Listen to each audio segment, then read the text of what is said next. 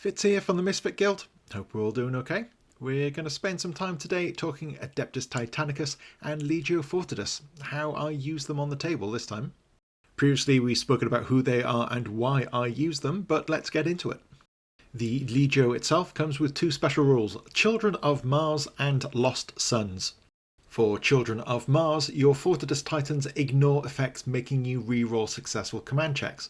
You also ignore negative modifiers to your command checks. For Bonded Knights, so long as you are in line of sight of a Legio Fortidus Titan, you can reroll command checks to avoid becoming shaken, which is nice. The Lost Suns rule, however, is where things get interesting. A Legio Fortidus battle group may alter one of the mandatory Titan components of any of its maniples, exchanging this mandatory component for a Titan of scale 10 or lower. Note that for the purposes of the maniples rules, the replacement Titan does not count as the Titan type it is replacing. Maniple rules. Venator. This maniple consists of one mandatory Reaver Battle Titan, two Warhound Scout Titans, with an additional two optional Warhound Scout Titans. This maniple has Opportunistic Strike as its special rule.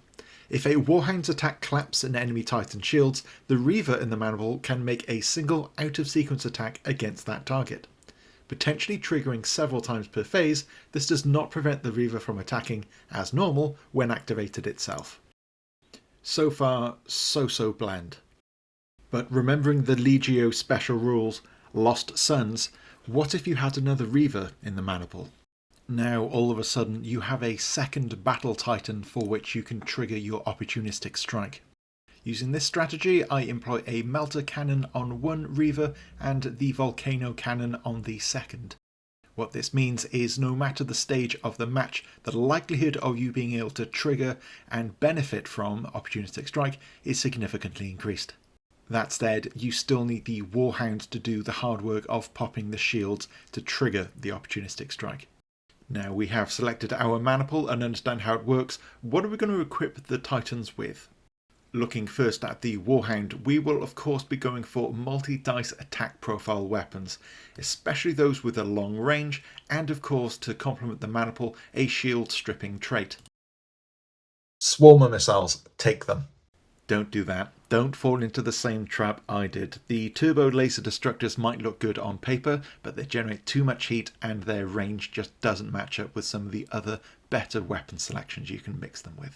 If you know who your opponent is, if you know the mission you're playing, tailoring the weapon loadout will of course be more benefit. After the recent Ashes of War tournament myself and Gears attended, I will be running Swarmer missiles with either Vulcan Megabolters or Plasma Blast Guns going forwards. Probably a cheeky Ursus Claw in there as well. We did cover how I like to build my Reavers earlier in the video to make the most of the Opportunistic Strike rule. One short-ranged, equipped with a Melter Cannon and Power Fist, and one long-ranged, equipped primarily with a Volcano Cannon. Let me know in the comments if you run this maniple or if you run your Reavers in a similar manner. Have you any recommendations? To close, let's have a quick look at stratagems which will complement the maniple and your build. I am primarily a narrative player and I would not be able to leave home without red skies. The Legio Fortidus player may reveal the stratagem when one of their Titans suffers a magazine detonation or catastrophic meltdown result on the damage table. When resolving catastrophic damage effects, add 5 to the Titan's scale.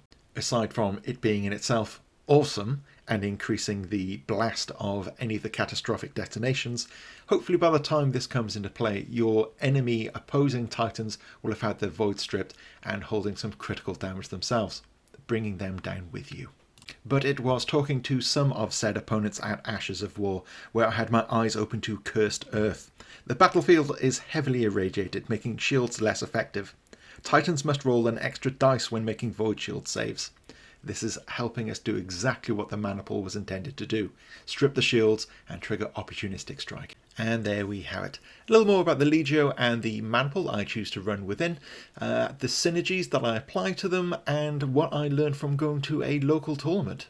A heartfelt thank you for choosing to share your time with me today. We are a small YouTube channel just starting up and rapidly approaching the 100 subscriber mark. Thank you very much if you have already clicked subscribe, and we would ask you to consider clicking the button if you haven't done so already. It really does make a world of difference. Thanks again and hope to see you again soon. Bye for now.